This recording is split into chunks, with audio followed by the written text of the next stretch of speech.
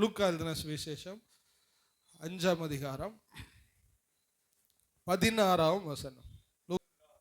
அவரோ வனாந்தரத்தில் தனித்து போய் ஜெபம் பண்ணி கொண்டிருந்தார். ஆண்டவர் தாமே நம்மோடு கூட பேசுவாராக. இன்னைக்கு நம்ம பார்க்க இருக்கிற வார்த்தை என்னன்னா, ஆண்டவருடைய ஜெப வாழ்க்கை, ஆண்டவராகிய இயேசு கிறிஸ்துடைய ஜெப வாழ்க்கை. இயேசு கிறிஸ்துவை எல்லா விதத்திலையும் நம்ம கவனிக்கும் பொழுது அவருடைய ப்ரேயர் லைஃப், அவருடைய ஜெப வாழ்க்கை ரொம்பவும் முக்கியமாக இருந்துச்சு. அவர் ஜெப வாழ்க்கை தான் அவருக்கு அஸ்திபாரமாக இருந்துச்சு. அப்போ அவருடைய ஜெப வாழ்க்கை குறித்து நம்ம தியானிப்பது நமக்கு நல்லது. நமக்கும் ஜெபம் அவசியமாக இருக்கிறது. ஆண்டவர் அநேக சூழ்நிலைகளிலே அவர் ஜெபித்தார்.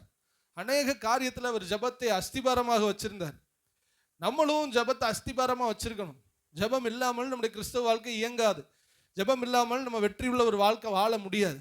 இப்போ இயேசு கிறிஸ்துடைய வாழ்க்கையை கவனிக்கும் போது நிறைய அவர் விஷயங்கள் ஜெபத்தின் அடிப்படையில் தான் இருந்துச்சு. அது ஒரு 7-8 காரியங்கள் இருக்கிறது. இன்னைக்கு ஒரு 2 மட்டும் நம்ம பார்த்து நம்ம நிறைவு செய்ய போகிறோம். 2 விஷயம். அதில் முதலாவது தான் நான் வாசித்தேன். இயேசு கிறிஸ்துடைய வாழ்க்கையில் ஒரு தனிப்பட்ட ஒரு ஜெப வாழ்க்கை இருந்தது. தனிமையில் அவர் ஜெபிப்பதை அவர் பழக்கமாக வைத்திருந்தார். அவரோ வனாந்தரத்தில் தனித்து போய் ஜெபம் பண்ணி கொண்டு இருந்தார். கூட்டமாக ஜெபம் பண்ணுவோம், குழுவாக ஜெபம் பண்ணுவோம், 2 பேர் சேர்ந்து ஜெபம் பண்ணுவோம். ஆனால் தனிப்பட்ட ஒரு ஜெபம் தான் ஒரு மனுஷனுடைய ஆவிக்குரிய பலத்தை நிர்ணயிக்கும். தனிப்பட்ட ஒரு மனுஷன் எவ்வளோ நேரம் ஜெபம் பண்ணுறானோ அதை பொறுத்து தான் அவன் ஆவிக்குரிய ஸ்டாண்டர்டை கண்டுபிடிக்க முடியும். நல்லா கவனிங்க. தனியாக ஒரு ஆள் ரொம்ப நேரம் ஜெபிக்க முடியலைன்னா அவங்க வாழ்க்கையில் ஏதோ ஒரு பிரச்சனை இருக்குது. அவங்க ஆவிக்குரிய வாழ்க்கையில் ஏதோ ஒரு பின்மாற்றத்துக்குள்ள இருக்கிறார்கள், அல்லது இன்னும் வளர வேண்டிய விதத்தில் அவர்கள் வளரலைன்னு தான் அர்த்தம். ஒரு மனுஷன் போர் அடிக்காம தனி ஜெபத்தை, ஒரு உன்னத பாட்டில் இருக்கும், என்னை விருந்து சாலைக்கு அழைத்து செல்லுவீராக. ஒரு விருந்து சாலைக்கு போவது போல ஜெபத்தை ஒரு ஹோட்டலுக்கு போற மாதிரி, ஹோட்டலுக்கு போய் விதவிதமாக சாப்பிட்றது மாதிரி ஒரு ஜெபத்தை ஒரு மனுஷன் ரொம்ப நேரம் பண்றான்னா அவனுக்கு ஆவிக்குரிய வாழ்க்கையில ரொம்ப ஸ்ட்ராங்கா இருக்கிறான். ஆனா ஒரு மனுஷனுக்கு ஒரு ஜெபம் போர் அடிக்குது, ஒரு 10 நிமிஷம் கூட அவன் ஜெப நேரம் கடிகாரம் உள்ள ரொம்ப ஸ்லோவா ஓடுற மாதிரி இருக்குதுன்னா அவன் ஆவிக்குரிய வாழ்க்கையில ரொம்ப பலவீனமாக இருக்கிறான்னு தான் அர்த்தம். நிறைய பேர் கவனிச்சு பார்த்துருப்பீங்க, தனி ஜெபத்தில் உட்கார்ந்தா ரொம்ப நேரம் உட்கார்ந்த மாதிரி இருக்கும். அன்னைக்கு மட்டும் இந்த வாழ்க்கைக்கு ஸ்லோ மோஷன்ல என்ன பண்ணும் ஓடு. எல்லாருக்குமே இந்த வியாதி இருக்குதோ.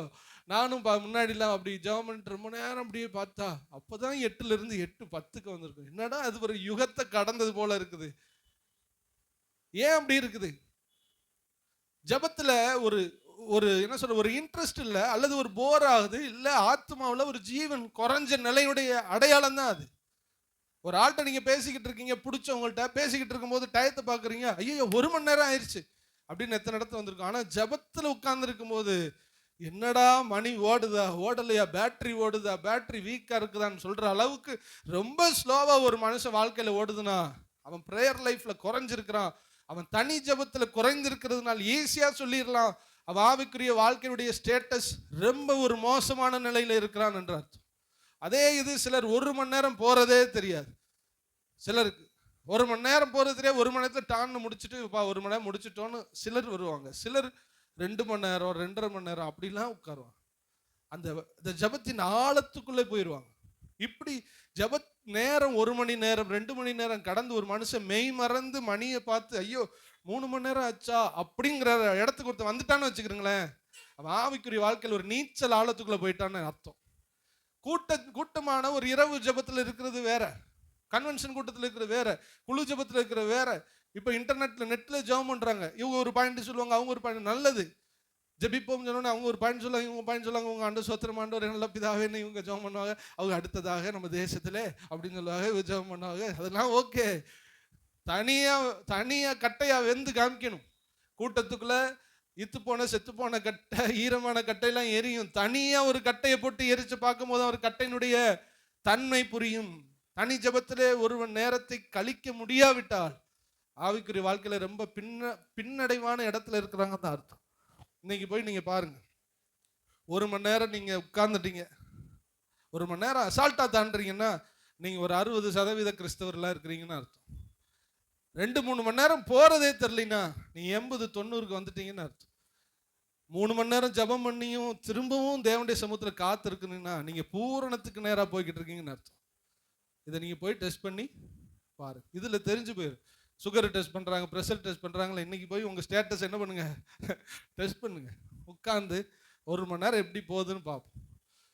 தனி ஜெபம் தான் ஒரு மனுஷனுடைய ஆவிக்குரிய வாழ்க்கை நிர்ணயிக்கிறது. இயேசுவோ தனித்து போய் அவர் ஜெபிக்க ஆரம்பித்தார். இயேசுடைய வாழ்க்கை நமக்கு மாதிரியா இருக்கிறது. அவரோ வனாந்தரத்தில் தனித்து போய் என்ன பண்ணார்? அவரு ஜெபம் பண்ணிக்கணும். இன்னைக்கு ஜெபம் பண்ணாதவங்க, தனி ஜெபம் பண்ணாதவங்களாம் மனம் திரும்பணும். நீ நிறைய பேர் பண்ணுவீங்க. நான் ஒரு இடத்துல எல்லாம் இப்படி பேசும்போது ரொம்ப கொதிச்சுருவாங்க. அங்கேருந்து சொல்லுவாங்க, நாங்களாம் ஜெபம் பண்ண தான் செய்வோம் அப்படின்னு. அப்படியே ரொம்ப இதாக பேசிடுவாங்க. எனக்கு அப்படியே வெக்கமாயிடும். அதனால நீங்கள் இங்கே ஜெபம் பண்ணுறவங்க இருக்கலாம். அப்படி உங்களை அப்படி காயப்படுத்துகிற மாதிரி இருந்தால் இது உங்களுக்கு உள்ளது அல்ல. ஜெபம் பண்ணாதவங்க இருந்தீங்கன்னா நீங்கள் மனம் திரும்பி கொள்ளுங்க. அல்லேலூயா. நல்லா தனி ஜெபம் எவ்வளவு கூடுதோ உங்கள் வாழ்க்கை மாறிக்கிட்டே இருக்கும். ஆமென். அல்லேலூயா. தனி ஜெபம் கூட கூட நீங்கள் உங்கள் ஆவிக்குரிய வாழ்க்கை கூடுதுன்னு அர்த்தம். உங்கள் உலக வாழ்க்கையும் இது செழிக்க ஆரம்பிக்கும். அவர் வனாந்தரத்தில் தனித்து போய் ஜெபம் பண்ணி கொண்டிருந்தார். இந்த வசனத்தை சொல்றதுக்கு முன்னாடி உள்ள வசனத்தை நீங்க கவனிங்க. எப்படிப்பட்ட சூழ்நிலையில அவர் தனியா போய் ஜெபம் பண்ணினார் என்றால் 15வது வசனம். அப்படி இருந்தும்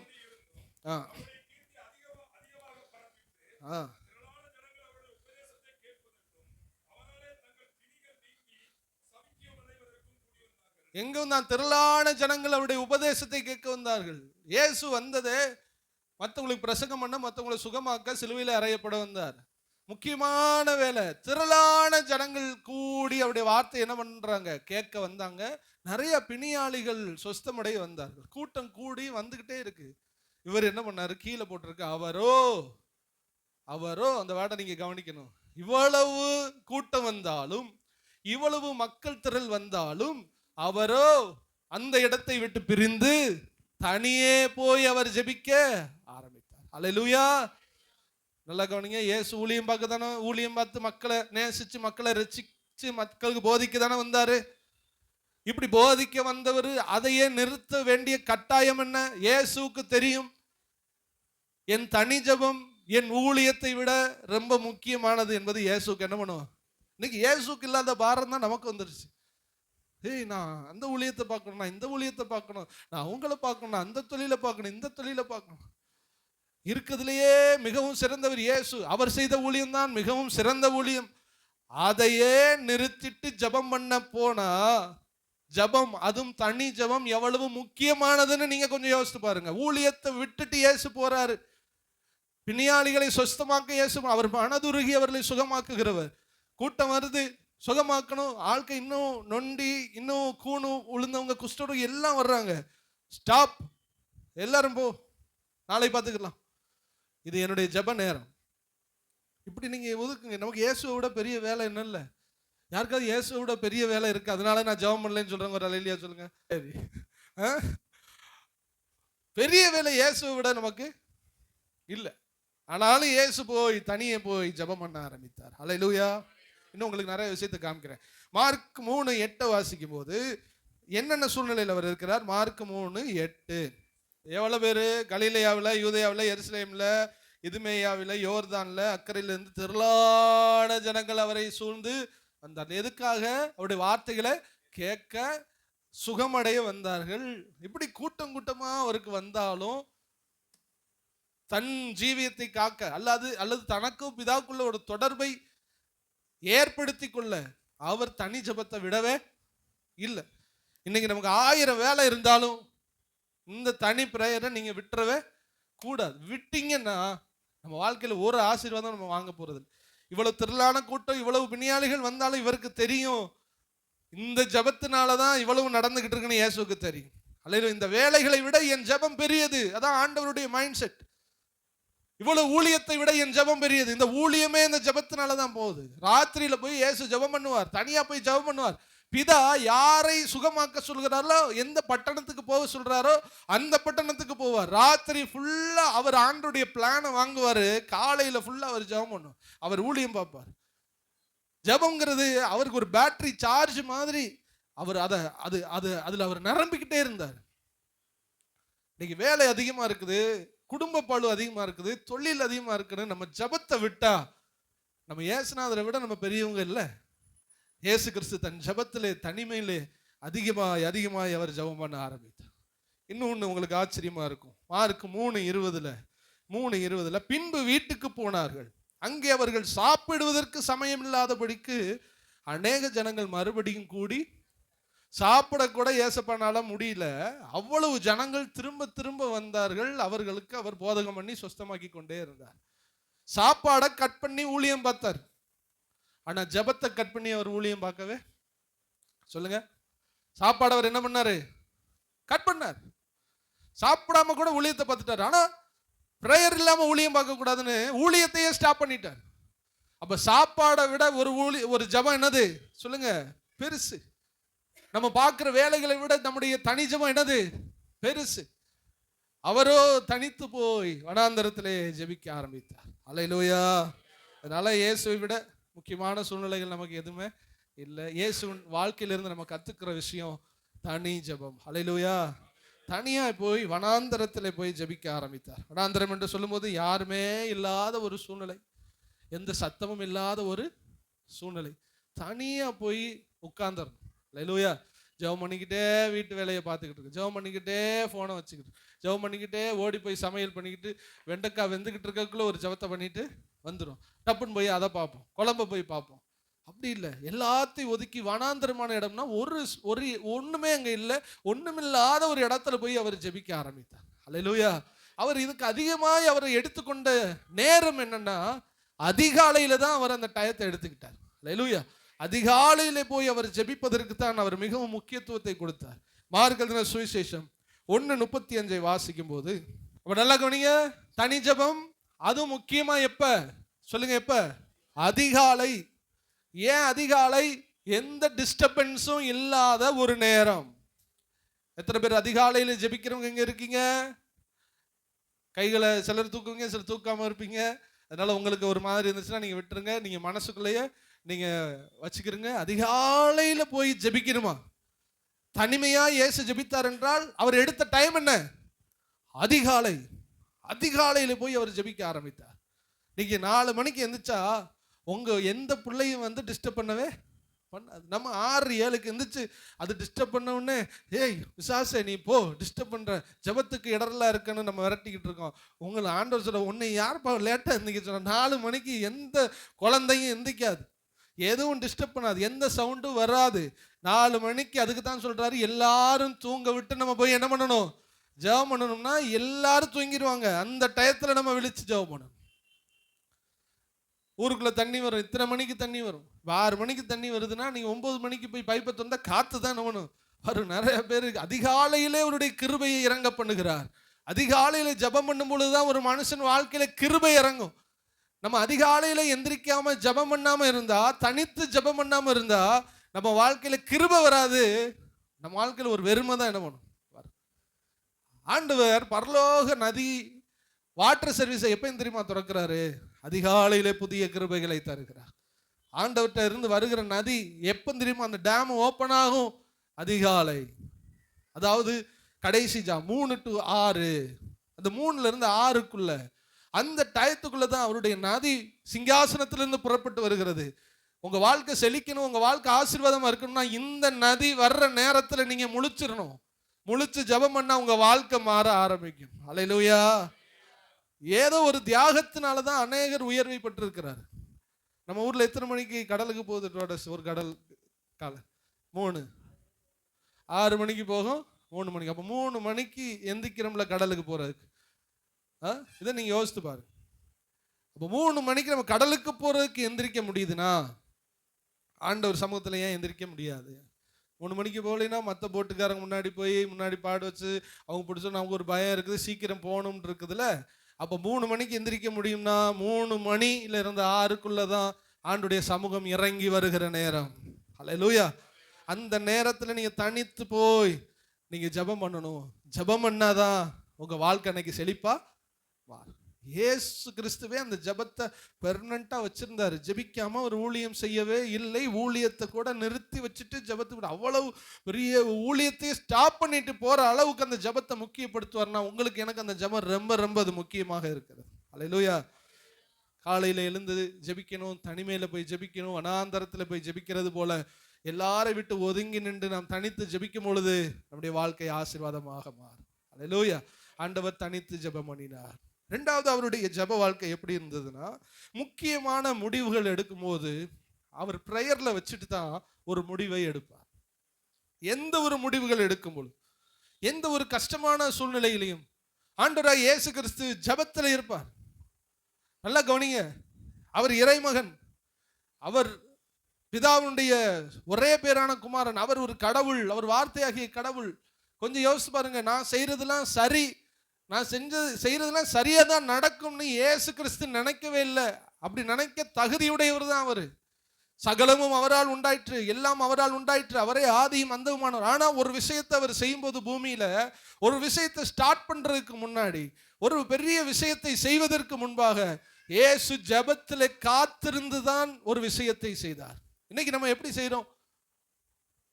இயேசு கிறிஸ்துவினுடைய வாழ்க்கை கொஞ்சம் யோசித்து பாருங்க. வாழ்க்கையில் எவ்வளவு பெரிய முடிவுகள், ஒரு திருமண காரியங்கள் இருக்கிறது, படிப்பு காரியம் இருக்குது, ஒரு தொழில் எடுக்கிற காரியம் இருக்குது. எல்லா காரியமா இருந்தாலும் நம்ம ஜெபம் பண்ணிட்டு தான் முடிவுகளை எடுக்கணும். நான் எடுக்கிற முடிவு சரி, என்னோட ஆண்டவர் இருக்காரு அப்படின்னு சொல்லிட்டு இதுக்கு முன்னாடி எடுத்த முடிவு உடைய எக்ஸ்பீரியன்ஸை வச்சுலாம் நம்ம எடுக்கக்கூடாது. ஒவ்வொரு தடவையும் ஆண்டோடைய திட்டம் மாறும். நல்லா புரிஞ்சுக்கணும். நேற்று செஞ்சதை அவர் இன்னைக்கு செய்ய மாட்டார். அவர் நேற்று ஒன்று செய்வார், இன்னைக்கு ஒன்று செய்வார். அவர் ஆலோசனையில் பெரியவர். ஒவ்வொரு நாளும் ஒவ்வொரு மாதிரி அவர் செயல்படுகிறவர். ஒவ்வொரு சூழ்நிலையிலும் அவர் செயல்படுகிறவர். எந்தெந்த இடத்துல உங்களுக்கு தடைகள் வரும்னு அவருக்கு தான் தெரியும். எந்தெந்த இடத்துல பிரச்சனை வரும்னு அதுதான் தெரியும். எந்தெந்த இடத்துல கர்த்தர் அவர் ஞானத்தை பயன்படுத்த விரும்புறாருன்னு அவருக்கு தான் தெரியும். எங்கெங்க பிசாசு உங்களுக்கு கண்ணி வலை வச்சிருக்கான்னு ஆண்டவருக்கு தான் தெரியும். இது தெரியாம நீங்க பாட்டுக்கு ஒரு முடிவை நீங்களா எடுத்தா கண்டிப்பா நம்ம கால் சிக்கிக்கிறோம். ஒவ்வொரு முடிவு எடுக்கும் பொழுது தேவனுடைய சமூகத்தில் இருந்துதான் நம்ம ஒரு முடிவை எடுக்க வேண்டும். ஆண்டவராய் இயேசு கிறிஸ்து அப்படி ஒரு முடிவை எடுத்தார். ஜெபிச்சு தான் முடிவு எடுத்தார். லூக்கா எழுதின சுவிசேஷம் 6ஆம் அதிகாரம் 12-13 வசனங்களை வாசிக்கும் போது இயேசு கிறிஸ்துவுக்கு இப்ப 12 அப்போஸ்தலர்கள் தேவைப்படுகிறது. இது இயேசுக்கு ஒரு முக்கியமான சம்பவமா இல்லையா சொல்லுங்க? இயேசு கிறிஸ்து அப்போஸ்தலர்ல செலக்ட் பண்றது இயேசு கிறிஸ்துடைய வாழ்க்கையிலேயே முக்கியமான முடிவா இல்லையா? ஒரு ஆளா ஊழியம் பார்த்துக்கிட்டு இருந்தார், ஒரு ஆளா சில நாட்கள்.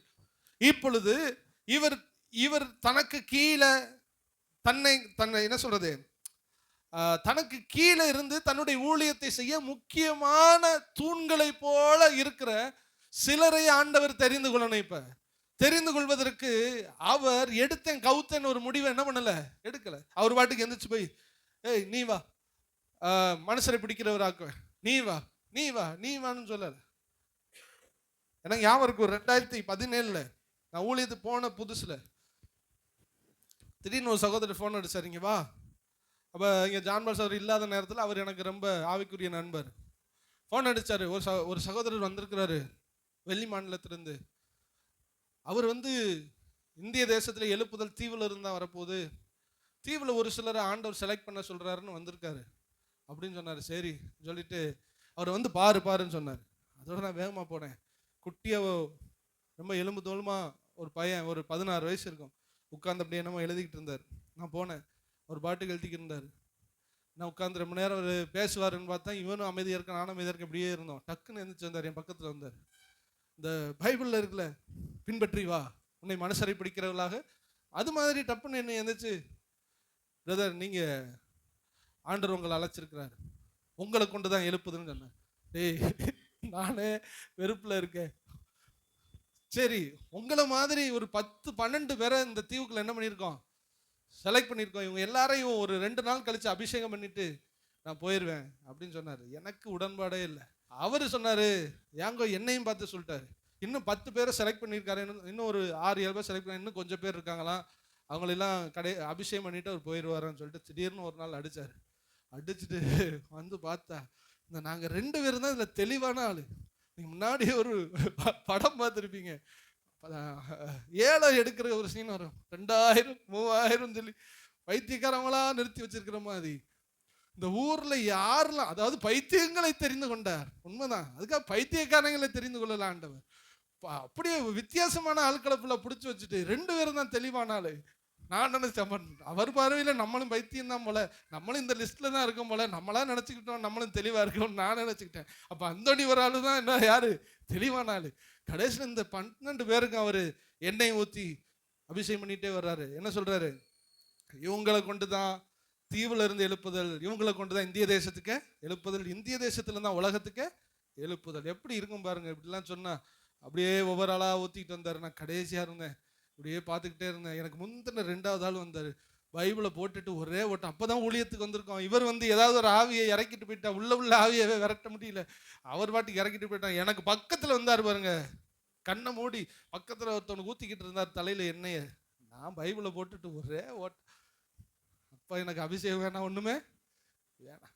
அப்புறம் இந்த 12 பேரையும் அப்பப்போ 11 பேரையும் வாட்ச் பண்ணேன். ஒரு பேராவது இங்க எழுப்புதல் வீரன் ஆயிட்டா. அப்படியே தான் இருக்காங்க ரோட்டு வழி ரொம்ப பாவம் போல தெரிவாங்க. அவங்க முதல்ல மனுஷனா மாறுறதுக்கா ஜெபம் பண்ணுங்க. எழுப்புதல்லாம் 2வது என்ன பண்ணலாம், வரலாம். இப்படி ஈஸியா ஒருத்தவர் தலையில எண்ணெய் கை வச்சு ஜெபம் பண்ணிட்டு அபிஷேகம் பண்ணிட்டு இந்த இயேசுநாதர் பண்ண மாதிரி பண்ணிட்டு போனாரு. ஆனா இறைமகன் இயேசு தனக்கு பின்னாடி வருகிற 12 சீசர்களை இவ்வளவு ஈஸியா என்ன பண்ணல, அபிஷேகம் பண்ணல. என்ன பண்ணாரு, முக்கியமான முடிவு வாழ்க்கையில என்ன பண்ணுகிறார். அந்த வசனம் எத்தனாவது வசனம், 12 அந்நாட்களிலே அவர் ஜெபம் பண்ணும்படி ஒரு மலையின் மேல் ரா முழுவதும் ஜெபம் பண்ணினார். ராத்திரி முழுசும் ஜெபம் பண்றார். ராத்திரிக்கு எத்தனை, ஒரு நாள்ல பாதி எவ்வளவு, 12 மணி நேரம் ஜெபம் பண்ணாரு. 12 பேரை செலக்ட் பண்றதுக்கு அவ்வளவு தெளிவா இருந்து அவ்வளவு ஜெபம் பண்ணி தனக்கு பின்னாடி வரப்போகிற அஸ்திபாரமா மாற போற விஷயமே இவர் தான் மூளைக்கல். இந்த 12 அப்போஸ்தலர்கள்லாம் பில்லர். அதுக்கு மேலதான் தேவராஜ்யம் கட்டப்பட போற முக்கியமான இன்சிடென்ட். ஏசு முழுசு ஜெபம் பண்ணி பொறுமையா இருந்து 1 மணி நேரம் ஜெபம் பண்ணி தான் யாரை காமிச்சிருப்பாங்க, பேதுருவை காமிச்சிருப்பாங்க. 1 மணி நேரம் ஜெபம் பண்ணி தான் அடுத்து அவனை யாக்கோபை காமிச்சிருப்பாங்க. ஒவ்வொரு சீசர்களையும் கன்ஃபார்ம் பண்ணி 12 மணி நேரத்துக்கு 12 ஆட்களை செலக்ட் பண்ணி காலையில எந்திரிச்சு ஒவ்வொருத்தவங்களை செலக்ட் பண்றாரு. அதுலயும் ஒருத்தன் சோடையா போயிட்டான். 12 மணி நேரம் ஜெபம் பண்ணி காத்திருந்தவருடைய காரியத்திலேயே ஒரு ஆள் அவுட்டே. நீங்க ஜெபம் பண்ணாம செஞ்சா எல்லாம் அவுட்டு. ஜெபம் பண்ண செஞ்ச ராஜாதி ராஜாவுக்கே 12ல ஒரு ஆள் போயிட்டான், தூக்கு போட்டு செத்து போயிட்டான், காட்டி கொடுத்துட்டான். கேட்டின் மகன் கெட்டு போனான், நரகத்துக்கே போயிட்டான். முக்கியமான முடிவுகளை ஜெபம் பண்ணி எடுத்த ஒரு வாழ்க்கையில இதே கதை. அதான நமக்கு பாடம். அவ்வளவு ஒரு இறை மகனே தன்னுடைய செலக்ஷன்ல தோத்துட்டார். ஒருத்தன் கெட்டு போயிட்டான். நம்ம வாழ்க்கையில எடுக்கிற முடிவுகளை சாதாரணமா எடுக்க கூடாது. தேவனுடைய சமூகத்துல இருந்துதான் நம்ம எடுக்கணும். அல்லேலூயா. ஜெபம் பண்ணி ஆண்டவரே நீர் எங்களுக்கு சொல்லும் ஆண்டவர், இந்த காரியத்தை செய்ய போறேன், எனக்கு ஒரு அடையாளத்தை காட்டும், இப்படி ஒரு தொழிலை எடுக்க போறேன், எனக்கு அடையாளத்தை காட்டும். அவர் சமூகத்துல இருந்து காத்திருந்து ஜெபம் பண்ணி இது நஷ்டமாகும்னா இதை வேணாண்டவரே நான் ஸ்டார்ட் பண்ண மாட்டேன், சக்சஸ் ஆகும்னா நான் ஸ்டார்ட் பண்றேன். உங்களுக்கு பிடிக்கலைன்னா எனக்கு சொல்லுங்க, பிடிக்கலைன்னா நீங்களே தடை பண்ணிருங்க, பிடிச்சிருந்தா நீங்களே நடத்துங்க ஆண்டவரே. ஜெபம் பண்ணி ஆண்டவர் சொல்றதை நம்ம செஞ்சு நம்முடைய வாழ்க்கையை நகர்த்தணும். அல்லேலூயா. என்னோட ஊழியத்துக்கு வந்தவங்க எல்லாம் மின்னல் வேகத்துல முன்னாடி போய்கிட்டு இருக்காங்க. ஆண்டவர் காரிய சித்தி உள்ளவர்கள் மேல் பிரியமா இருக்க மாட்டோம். நினைச்சதெல்லாம் செஞ்சா எது வேணாலும் நம்ம என்ன பண்ணலாம், செய்யலாம். இன்னைக்கு இருக்கிற பெரிய பெரிய சுவிசேஷ ஸ்தாபனங்கள்ல இணையும்படி எனக்கு வாய்ப்புகள் வந்தது, போகல. ஒவ்வொரு விஷயத்தையும் செய்வதற்கு நமக்கு அதிகாரம் உண்டு. ஆனா எல்லா ஆண்டவருக்கு பிரியமான்னு பார்க்கணும். மெதுமெதுவா ஆம மாதிரி நகர்ந்தாலும் கடைசி எல்லை கோட்டை என்ன பண்ணிடணும் சொல்லுங்க, தொட்டணும். முயல் மாதிரி ஓடி இடையில என்ன பண்ணக்கூடாது, நிக்க கூடாது. ஸ்லோவா நிதானமா சொல்லாண்டவரே இது சக்சஸ் ஆகுமா, சொல்லாண்டவரே நிதானமா ஒவ்வொரு ஸ்டெப்பா. இது என்ன பிஸ்னஸா, நம்ம நினைச்சதெல்லாம் செஞ்சு நினைச்சதெல்லாம் நம்ம திறமையை காமிச்சு செய்யறதுக்கு ஒவ்வொன்றும் தேவ சமூகத்துல காத்திருந்து நம்ம காரியங்களை நகர்த்திக்கிட்டே போறோம். அல்லேலூயா. கொஞ்சமா செஞ்சாலும் அது ஆண்டவர் தர ஆசீர்வாதமா இருக்கும். ஜெபம் பண்ணி அவரை சொல்லி நம்ம ஒரு விஷயத்தை செய்யணும். அவர்கிட்ட சொல்லாம நம்ம ஒரு காரியத்தை என்ன பண்ணக்கூடாது. இயேசுக்கு அதுதான் அஸ்திபாரம், சீசர்கள் தான் இயேசுக்கு, அவர்கள் தான் தூண். அடுத்து இவருடைய பணியை வழிநடத்த போகிற 12 பேரும் அவர்கள் தான். இவர்களுக்காக தேவன் முழுவதும் உட்கார்ந்து அழுது ஜெபம் பண்ணி, ஆண்டவர் எப்படி ஜெபம் பண்ணிருப்பாரு? பிதாவே, நான் 3.5 வருஷத்துல போயிருவேன், இந்த ராஜ்யத்தை இவங்க கட்டி எழுப்பணும், நான் என்ன செய்யறேன்னு தெரியல, எனக்கு காமிங்க, நான் கரெக்டான செலக்ட் பண்ணணும். மனுஷனோ முகத்தை பார்க்கிறான், தேவனோ இருதயத்தை. நான் யாரு முகத்தை பார்க்க கூடாது, யாருடைய தோற்றத்தை பார்க்க கூடாது, யாரு படிப்பையும் பார்க்க கூடாது. நீர் எனக்கு வெளிப்படுத்த ஆண்டவரே, நீர் எனக்கு வெளிப்படுத்தணும். ஜெபம் பண்ணி 12 பேரை முத்து மாதிரி செலக்ட் பண்ணாரு. அதுல கூட ஒருத்தவன் காலி ஆயிட்டு. மீதி 11 பேரும் உலகத்தையே கலக்கிட்டாங்க. அல்லேலூயா. நீங்க ஆண்டவரோட இருந்தா, ஆண்டவர்கிட்ட ஜெபம் பண்ணி ஒரு காரியத்தை செஞ்சா, கர்த்தர் உங்களுடைய காரியத்தை ஆசீர்வாதமாய் முடிக்கப்படும். அது நிரந்தரமானதாக இருக்கும், அது ஆசீர்வாதமாக இருக்கும். நல்லா கவனிங்க. அது அஸ்திபாரமானது. அஸ்திபாரம் ஒழுங்கா போடலைன்னா கட்டடமே இடிஞ்சு விழுந்துரும். நீங்க ஜெபம் பண்ணி ஒரு காரியத்தை செய்யலைன்னா, அது நீங்க என்னத்தை தான் செஞ்சாலும் அது கொஞ்ச நாள் அது இடிஞ்சு விழுந்துரும், அது நிலைக்காது. ஒரு குடும்ப காரியம், தொழில் காரியமோ ஜெபம் பண்ணி செய்யலைன்னா, இப்ப நீங்களா செஞ்சிருவீங்க, அது வளர்ந்துகிட்டே இருக்க மாதிரி இருக்கும். அது அப்படியே மணல் மேல கட்டப்பட்ட வீடு மாதிரி இடிஞ்சு விழுந்துரும். நீங்க கட்டி காத்த எல்லா வருமானங்கள், ஆசீர்வாதங்கள், குடும்பம் எல்லாம் இடிஞ்சு விழுந்துரும். ஏன்னா அது கர்த்தரால் போடப்பட்ட அஸ்திவாரம் கிடையாது. தேவ சமூகத்துல இருந்து கண்ணீர் வடிச்சு ஒருத்தன் ஒரு காரியத்தை செஞ்சா கர்த்தர் பார்த்துக்கிறாரு. கர்த்தர் அவன் காரியத்தை வாய்க்க பண்ணுவார். ஜெபம் பண்ணி செய். ஆண்டவரே, இது உமக்கு சித்தம் தானா? ஆண்டவரே, இந்த காரியத்தை நான் செய்யவா? இந்த காரியத்தை செய்தா எனக்கு நீங்க துணை நிப்பீங்களா? நீங்க சொல்லுங்க ஆண்டவரே, நான் தோத்து போக விரும்பல ஆண்டவரே, எனக்கு உதவி செய்யுங்க ஆண்டவரே. ஜெபம் பண்ணி செஞ்சா கர்த்தர் காரியத்தை அழகாய் நடத்த உண்மையுள்ளவராய் இருக்கிறார். ஹல்லேலூயா. காரியங்களை எடுக்கும் பொழுதும், முடிவுகளை எடுக்கும் போதும் மட்டும் அல்ல, சோதனையின் வேளைகளிலும் அவர் ஜெபம் பண்ண ஆரம்பிச்சார். ஒவ்வொரு முக்கியமான தருணங்கள் என்றால் சோதனை டயத்திலையும் அவர் ஜெபம் பண்ணார். மார்க் 1:13, இன்னொருத்தவங்க லூக்கா 22:41. மார்க் 1:13, லூக்கா 22:41.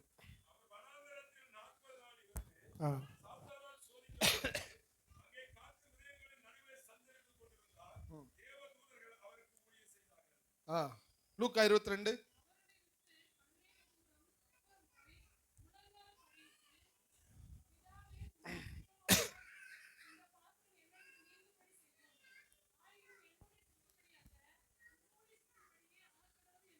அப்ப நல்லா கவனிங்க. ஒரு முடிவு எடுக்கும் போது என்ன பண்ணாரு? ஆண்டவர் ஜெபம் பண்ணி தான் ஒரு முடிவு என்ன பண்ணாரு? எடுத்தார். ரெண்டாவது, அவருடைய கஷ்டமான எல்லா சூழ்நிலைகளையும் அவர் ஜெபத்துல தான் அதை முறியடிச்சார். உங்களுக்கு 2 வசனம் வாசித்தேன். எத்தனை பேருக்கு அதை கண்டுபிடிச்சிங்கன்னு தெரியல. முதலாவது வாசித்தது ஊழியத்தினுடைய துவக்கம். கடைசி வாசித்தது முதலாவது வாசித்தது ஊழியத்துடைய துவக்கம், ரெண்டாவது வாசித்தது ஊழியத்துடைய முடிவு. ஊழியத்துடைய துவக்கத்திலையும் ஜெபத்தினாலதான் அந்த ஊழியம் துவங்கப்பட்டது.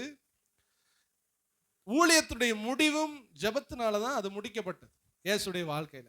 அல்லேலூயா. முக்கியமான முடிவுகளும் ஜெபத்தால் தான் எடுக்கப்பட்டது. அவர் லைஃபே தனி ஜெபத்தால தான் இருந்துச்சு. இன்னும் ஜெபத்தை பத்தி 7-8 காரியங்கள் இருக்குது. ஊழியத்துடைய தொடக்கம் பிரேயர், ஊழியத்துடைய முடிவு பிரேயர். நம்முடைய வாழ்க்கையினுடைய தொடக்கமும் முடிவும் ஜெபத்துல தான் இருக்கணும். ஹல்லேலூயா. ஆண்டவர் உங்களுக்கு அந்த ஜெப வாழ்க்கையை தருவாராக. ஃபர்ஸ்ட் இந்த மார்க் 1:13 சாத்தான் அவனை சோதிக்கிறான், அவரை சோதிக்க வருகிறான். சாத்தான் வனாந்தரத்திலே ஆண்டவரை கொண்டு போகிறார் பிதா பரிசுத்த ஆவியானவர். அங்க யார் இருக்கிறா? சாத்தான் இருக்கிறார். ரெண்டாவது, காட்டு மிருகங்கள் இருக்கிறது. இப்படிப்பட்ட சூழ்நிலையிலே தப்பித்துக் கொள்ளும்படி ஆண்டவர் எதை ஆயுதமாக பயன்படுத்தினார்? சொல்லுங்க. பிரேயர், ஜெபம். சாத்தானுடைய வல்லமைகள் தாக்குகிறது. 40 நாள் தனியே விடப்பட்டார் இயேசு கிறிஸ்து. பிதாவும் இல்லை, பரிசுத்த ஆவியானவர் இல்லை, தனியா ஒரு காட்டுக்குள்ள 40 நாள் இருக்கிறார். தண்ணி குடிக்காம சாப்பிடாம ஜெபம் பண்றார் இயேசு கிறிஸ்து. அவருடைய எதிரிகள் யார் தெரியுமா? சாத்தானுடைய சேனைகள் இறங்கி நிக்குது இயேசப்பாவை தாக்குறதுக்கு. காட்டு மிருகங்கள் இறங்கி நிக்குது. காட்டு மிருகங்களுக்குள்ள அசுத்தாவி இறங்கி நிக்குது. இப்படி இறங்குமா? காட்டு மிருகத்துக்குள்ள பேய் போகுமா? யாராவது பதில் சொல்றீங்களா? போகுமா போகாதா? போகும். பண்ணிக்குள்ள என்ன பண்ணுச்சு? போச்சு. ஒருத்தர் ஒரு தற்கொலை ஆவியை விரட்டினாராம். விரட்டின ஆவி இவர் வளர்த்த நாய்க்குள்ள வந்துருச்சு. கார்ல போய்க்கிறோம், அந்த நாய் தவ்வி கீழே விழுந்து அதான் செத்து போச்சு. திடீர்னு அதே நாய் தவ்வி செத்து. நாய்க்குள்ள அசுத்தாவிகள் இறங்க. திடீர்னு நீ பாப்பீங்க, திடீர்னு ஒரு மாடு வந்து உங்களை என்ன பண்ணும்? முட்டை வரும். நீங்க போகும்போது மட்டும் நாய் ஓடி வரும். நீங்க 10 தெரியும், உங்க மண்டை என்ன பண்ணும்? அப்பயே அந்த நாய் வந்துச்சு. கொஞ்சம் யோசிச்சு பார்த்தீங்களா? நீங்க உங்களை விளைவிக்கணும்னே இந்த நாய் மேல அசுத்தாவி ஏவப்பட்டு அது வரும். இதெல்லாம் நடக்கிறது. நம்ம இது சாதாரணமாக நினைத்து கொண்டிருக்கிறோம். இயேசு வனாந்தரத்தில் இருந்தால் சாத்தானின் கூட்டம் இருந்தது. அசுத்த மிருகங்களும் பிசாசினால் ஏவப்பட்டு அந்த ஏரியா முழுசும் கலங்கடிக்க கொண்டிருக்கும் போது நாடு ஒரு ஆளா 40 நாள் இருந்தாரு. இயேசு அதை எப்படிங்க தாண்டினாரு? ஜபத்துல தான் தாண்டினார். உங்களை சுத்தி சாத்தானுடைய கிரியைகள் இறங்கி நிற்கும், அசுத்த ஆவிகள் இறங்கி நிற்கும். உங்களுக்கு கெட்டதாவே நடத்துறதுக்கு உள்ள பிசாசுடைய கிரியைகள் உங்க குடும்பத்தை நோக்கி இறங்கி நிற்கும். நீங்க எங்க போனாலும் கெட்டதான் நடக்கும், உங்களுக்கு ஆபத்து தான் இருக்கும், உங்களுக்கு பிரச்சனை தான் இருக்கும், உங்களுக்கு தோல்வி தான் இருக்கும். இதெல்லாம் அசுத்தாவியுடைய கிரியைகள். இப்படி இறங்கி மேகம் போல இறங்கி நிற்கும் போது அதை ஊடுருவி நீங்க வெளியில வரணும்னா நீங்க ஜபத்துல இருந்தா மட்டும்தான் வர. 2 வருஷத்துக்கு கனெக்ஷன் இருக்கு. சாத்தானும் கொடிய மிருகங்களும் இருந்த இடத்துல இயேசு இருந்தார். அவர் ஜெபம் பண்ணி கொண்டிருந்தார் 40 நாள். அதனால அதனுடைய முடிவுல நீங்க கவனிச்சீங்கன்னா தேவதூதர்கள் இறங்கி வந்து அவரை பலப்படுத்தினார்கள், அவருக்கு ஊழியம் செய்தார்கள். அதேதான் லூக்கா 22:41 இப்ப ஆண்டவராகிய இயேசு கிறிஸ்து சிலுவையிலே அறையப்பட வேண்டும். இப்ப பிதாவே இந்த பாத்திரம் விலகக்கூடுமான விலகட்டு, சிலுவையில நான் அறையப்படுறதுக்கு பதிலாக வேற யாராவது வந்தா நல்லா இருக்கும் அப்படின்னு சொல்லி அவர் ஜெபம் பண்ணி போராடி ஜெபம் பண்ணி தேவனுடைய சித்தத்தை செய்வதற்காக அவர் ஜெபம் பண்ணி கொண்டிருக்கும் பொழுதும் அந்த ஜெபத்தினாலதான் தேவ சித்தத்தை அவர் நிறைவேற்றினார். அது முடிந்ததுக்கு பின்பாகவும் தேவ தூதர்கள் இறங்கி வந்து அவரை பலப்படுத்தினார். அதுக்கு அடுத்த வசனத்துல இருக்கு, ஊழியத்தின் துவக்கத்திலையும் ஜெபம் பண்ணினார், தேவதூதர்கள் பலப்படுத்தினார்கள். ஊழியத்தின் முடிவில் சோதனையில் ஜெயிக்கும்படி ஜெபம் பண்ணினார், தேவதூதர்கள் அவரை பலப்படுத்தினார். உங்க குடும்பத்துல நீங்க நல்லா ஜெபம் பண்ணா எல்லா சோதனையில இருந்து கர்த்தர் உங்களை வெளியில கொண்டு வருவார், கர்த்தர் உங்களை பலப்படுத்துவார். நல்லா கவனிக்கணும். கெத்செமனே தோட்டத்துல என்ன ஜெபம் பண்றார்? அவர் மட்டும்தான் சிலுவையில் அறையப்பட முடியும். அவர் மட்டுமே செய்யக்கூடிய விஷயத்தை அவரால் செய்ய முடியாத இடத்துல இருந்தாரு. ஆண்டவரே, இயேசுவை தவிர யாராவது சிலுவையில் அறையப்பட முடியுமா? யாருடைய ரத்தத்திலையும் பாவம் இருக்குது, இயேசு கிறிஸ்துடைய ரத்தத்தில் மட்டும்தான் பாவம் இல்லை. அவர் மட்டும்தான் சிலுவையில் அறையப்பட முடியும். ஆனா அவருக்கே முடியல. அவர் சொல்றாரு, என்னை விட்டுருங்க பிதாவே, உங்களுக்கு ஒரு வாய்ப்பு இருந்தா சிலுவையில் என்னை அறையாம விட்டுருங்க அப்படின்னு ஒரு முக்கியமான ஒரு விஷயத்தை, இவர் மட்டும்தான் செய்யக்கூடிய விஷயத்தை இவர் செய்ய முடியாத அளவுக்கு ஒரு போராட்டம் வருது. இவர் சொல்றாரு, என்னை விட முடிஞ்சா விட்டுருங்கன்னு சொல்றாரு. இந்த சூழ்நிலையில ஜெபம் பண்ணும் பொழுதுதான் ஆண்டவர் அவரை பலப்படுத்தி தம்முடைய சித்தத்தை செய்ய வைத்தார். அதனாலதான் நீங்களும் நான் இந்த இடத்துல என்ன பண்ணியிருக்கிறோம்? பாவம் மன்னிக்கப்பட்டவர்களா உட்கார்ந்து இருக்கிறோம். உங்கள்கிட்ட நான் சொல்ல வர விஷயம், சில விஷயத்தை நீங்க மட்டும்தான் செஞ்சாகணும், வேற வழியே இல்லை. உங்க குடும்பத்தை நீங்க தான் காப்பாத்தி ஆகணும், இந்த கடனை நீங்க தான் அடைச்சு ஆகணும், நீங்க மட்டும்தான் உங்க குடும்பத்துக்காக பிரயாசப்பட்டு ஆகணும், நீங்க மட்டும்தான் உழைச்சு இப்படி குடும்பத்தில் உள்ளவங்களை கரை சேர்க்கணும். சில விஷயம் நீங்க மட்டும்தான் செய்ய முடியும், உங்களை தவிர வேற யாருனாலையும் செய்யவே முடியாது. அப்படிப்பட்ட பெரும் சிக்கலுக்குள்ளே சிலர் சிக்கி இருப்பீர்கள். இதை விட்டு நீங்க தப்பிச்சு ஓட முடியாது. இதுக்காக வேற யாரும் வந்து உங்களுக்கு உதவியும் செய்ய முடியாது. நான் மட்டும்தான் இதுல செஞ்சாகணுங்கிற இடம் வரும். அந்த டயத்துல உங்களுக்கு யார் உங்களுக்கு அது? தேவன் தான் உங்களுக்கு பதில் செய்யணும். ஆண்டவர்கிட்ட ஜெபம் பண்ணும்போது ஆண்டவர் உங்களை கொண்டு நீங்க செய்யக்கூடிய விஷயத்தை உங்களை கொண்டே கர்த்தர் செய்து முடிப்பார். ஹல்லேலூயா. நீங்க ஓடி போக முடியாது அந்த விஷயத்தை விட்டு. நல்லா கவனிச்சுக்கிறங்க. குடும்பத்துல 4-5 பொம்பளை பிள்ளை இருக்கும், ஒரு பையன் இருப்பான். நல்லா கவனிக்கணும். இவன் வந்து உழைச்சு தான் இவன் என்ன பண்ணணும்? குடும்பத்தை கரை சேர்க்க. ஒரு ஆம்பளை பையன் இருப்பான், அவனுக்கு 20 லட்ச ரூபாய் கடன் என்ன பண்ணும்? தலையில விழுந்திருக்கும். வேற முடியாது. இயேசுக்கு அப்படிப்பட்ட சூழ்நிலை தான். அவர் ஒரு ஆள் தான் சிலுவையில் அடிக்கப்படணும். அப்பா பிதாட்ட கேட்டிருப்பார், வேற யாராவது வந்து எனக்கு பதிலா? வேற யாருமே இல்லை மகனே, நீ ஒரு ஆளு தான் இதை செஞ்சாகணும். நான் ஒரு ஆளா ஒத்தையா மாட்டிக்கிட்டார் இயேசு கிறிஸ்து. அதுல இருந்து எஸ்கேப் ஆகி அதுல விட்டு நீ விடுபட அவர் விரும்புகிறார். ஆனாலும் முடியல. ஜெபம் பண்றாரு, தேவதூதன் பலப்படுத்துகிறார். இந்த இடத்துல இருக்கிறவங்க நீங்க சொல்லலாம், நான் ஒரு ஆளா இருந்துதான் என் குடும்பத்தை காப்பாத்து, நான் ஒரு ஆள் இருந்துதான் இந்த காரியத்தை செஞ்சான், நான் இல்லைன்னா என் குடும்பத்துக்கு இல்லை, நான் இல்லைன்னா இந்த கடன் அடைக்க முடியாது, நான் இல்லைன்னா இந்த காரியத்துல ஜெயிக்க முடியாது, நான் ஒரு ஆளு தான், என்னை யாரும் உதவி செய்ய போறது இல்லை, என் தலை மேல விழுந்துருச்சு, இது தலைவிதி, நான் எப்படி வெளியில வருவேன் நினைக்காதீங்க. இயேசுவும் ஒரு ஆளா ஒரு பிரச்சனையை ஃபேஸ் பண்ணாரு. அதை எப்படி வெளியில வந்தாருன்னா ஜெபத்தினாலதான் வெளியில வந்தார். ஜெபம் பண்ணாரு, தூதர்கள் வந்து அவரை பலப்படுத்தினார். ஊழியத்தின் ஆரம்பத்திலும் பலனடைந்தார், ஊழியத்தின் முடிவிலும் அவர் பலனடைந்தார். ஹல்லேலூயா. இன்னைக்கு ஆண்டவர் நம்மோடு கூட பேசுகிற வார்த்தை, ஆண்டவரே நான் சரியா தான் இருக்கிறேன் என் ஜெபத்தில் அப்படின்னு நீங்க நினைக்காதீங்க. இன்னைக்கு போய் எல்லாரும் டெஸ்ட் பண்ண போறோம். 1 மணி நேரம் ஏசப்பாட்ட உட்கார முடியுதான்னு இன்னைக்கு என்ன பண்ணுங்க, ராத்திரி போய் ஜெபம் பண்ணி பாருங்க. காலையில எழுந்திரிச்சு ஜெபம் பண்ணி பாருங்க. இப்படி நீங்க ஜெபத்துல அதிகப்படுத்த ஆரம்பிச்ச உடனே உங்க வாழ்க்கை செழிக்க ஆரம்பிச்சு. அடுத்து தனியா இருக்கிறேன், நான் ஒரு ஆளா இருக்கிறேன், எனக்கு ஹெல்ப் பண்ண யாரும் இல்லை, இதுல இருந்து தப்பிக்க முடியாது, என் தலை மேல விழுந்துச்சு, நான் வசமா சிக்கிக்கிட்டேன். நீங்க சிக்கலை, இயேசுவும் சிக்கினது போலதான் இருந்தாரு. ஆனா அந்த சிக்கலிலிருந்து ஜெபம் அவரை வெளியே கொண்டு வந்தது. நீங்க ஜெபம் பண்ண இந்த சிக்கல்ல இருந்து வெளியில கொண்டு வரப்படுவீர்கள். தேவதூதன் அவருக்கு உதவி செய்தது போல பரலோகம் உங்களுக்கு உதவி செய்து உங்களை தூக்கி எடுக்க ஆரம்பிக்கும். என்னென்ன சிக்கல்ல இருக்கீங்களோ ஆண்டவர் அந்த சிக்கல்ல இருந்து வெளியில நிச்சயமா கொண்டு வருவார்.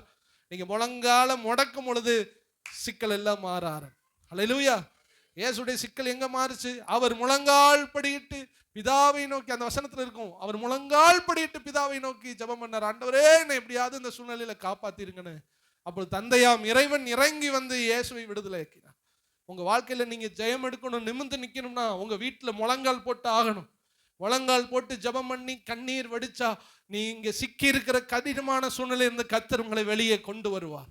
நீ கண்ணீர் விட்டு கதறி கொண்டிருக்கிற சூழ்நிலையிலிருந்து கர்த்தர் உங்களை வெளியே கொண்டு வருவார். காட்டு மிருகங்களும் அசுத்த ஆவிகளும் உங்க குடும்பத்தை பிடிச்சிருக்குதா? உங்க முழங்கால நீங்க நின்று ஜெபிக்கும் பொழுது கர்த்தர் அந்த அசுத்த ஆவிகளிலிருந்து கர்த்தர் விடுதலை தருவார். உங்க குடும்பத்தை ஆட்டி படைக்கிற வறுமை, வருமானத்தில் இருக்கிற தடைகள், குடும்பத்துல வருகிற அடிக்கடி வருகிற சண்டைகள், தற்கொலை எண்ணங்கள், இது எல்லாம் மாறணும்னா உங்க முழங்கால நீங்க முடக்கினா கர்த்தர் இறங்கி கிரியை செய்ய ஆரம்பிப்பார். ஜெபம் மட்டும்தான் உங்களுக்கு விடுதலையை தரும். இயேசு கிறிஸ்துவுக்கு ஜெபம் பண்ண வேண்டிய அவசியம் இல்லை. அவரே ஒரு இறைவன். ஆனா மனுஷனா வந்ததுனால உங்களுக்கு செஞ்சு காமிச்சாரு. மனுஷனா பிறந்துட்டா யாரா இருந்தாலும் பிரச்சனை இருக்குது, பிரச்சனையிலிருந்து வெளியில வரணும்னா அவன் ஜெபம் பண்ணி தான் ஆகணும். ஜெபம் தான் ஒரு மனுஷனுக்கு விடுதலையை கொண்டு வரும் என்று கற்று தந்தவர் தான் ஆண்டவராக இயேசு. இன்னைக்கு உங்க வாழ்க்கையில கர்த்தர் இந்த ஜெப வாழ்க்கை தருவாராக. இன்னைக்கு உங்க மனசுல ஒன்னேன்னு வச்சுக்கிறோம், ஆண்டவர் இன்றிலிருந்து என்னை ஒரு ஜெப வீரனாய் மாற்றும் ஆண்டவர். அல்லேலூயா. அதிகமாய் உங்கள்கிட்ட ஜெபம் பண்ண எனக்கு கிருபை செய்யுங்க. நீ 1 மணி நேரம் ஜெபம் பண்ற ஜெபம் உங்களை 24 மணி நேரம் பாதுகாப்பா மாற்றும். உங்களை அந்த நாள் ஃபுல்லா வெற்றி உள்ளதா மாற்றும். உங்க வியாபாரம், உங்க தொழில ஒரு ஆசீர்வாதத்தை தரும். உங்க குடும்பத்துல ஒரு சமாதானத்தை தரும். ஜெபம் தான் உங்களுக்கு ஜெயமாக மாறும். நீங்க உங்க ரூம்ல உங்க வீட்டுல முழங்கால் போட்டு ஜெயிக்கலைனா நீங்க வெளியில போய் எந்த விஷயத்தையும் நீங்க ஜெயிக்க போறது இல்லை. நீங்க வெளியில போய் தோத்து போயிருவீங்க. நீங்க வெளியில போய் ஜெயிக்கணும்னா நீங்க வீட்டிலேயே ஜெயிக்கணும். வீட்டுல எங்க ஜெயிக்கணும்? முழங்கால் போட்டு ஜெயிக்கணும். அல்லேலூயா. நான் சொல்றேன், ஒரு நாளைக்கு 24 மணி நேரம் நீங்க காலையில எந்திரிச்சு 1 மணி நேரமாவது ஆண்டவர் சமூகத்துல உங்க தொழில், உங்க புள்ள, உங்க குடும்பம், உங்க கடன் பிரச்சனை எல்லாத்தையும் ஒப்பு கொடுத்து ஜெபம் பண்ணி, ஆண்டவரே இந்த நாள்ல என்னை ஆசீர்வதிமையா, என்னை பாதுகாத்துக்கிறோம், என் தொழில் ஆசீர்வதியும் அப்படின்னு நீங்க அழுது 1 மணி நேரம் ஜெபம் பண்ணிட்டு போனா வெளியில போய் நீங்க போற எல்லா பாதைகளிலும் கர்த்தர் வெற்றி நடைய போட பண்ணுவார். அல்லேலூயா. நீ எங்கேயும் தோற்று போறது இல்லை. நல்லா கவனிய, ஒரு மனுஷன் ஒரு நாள்ல தோத்துக்கிட்டு இருக்கான்னா அவனை கூப்பிட்டு கேளுங்க, நீ காலையில ஜெபம் பண்ணியான்னு. நான் அடிச்சு 100 தடவை நான் சொல்லுவேன், அவன் காலையில ஜெபம் பண்ணியிருக்கவே மாட்டான். காலையில ஜெபம் பண்ணவனை கர்த்தர் நிச்சயமாய் பாதுகாப்பார். ஒரு மனுஷனுடைய தோல்விக்கு காரணம் அவனுடைய ஜெபமின்மை. ஜெபிக்காதவங்க தான் புலம்பிக்கிட்டு இருப்பாங்க. ஜெபிக்கிறவன் நம்பிக்கையோடு கூட இருப்பார். கர்த்தர் எல்லாவற்றிலும் உங்களுக்கு ஜெயத்தை தருவாராக. நம்ம எல்லாரும் அப்படி எழுந்திருந்து நம்ம ஜெபிக்க ஆரம்பிப்போம்.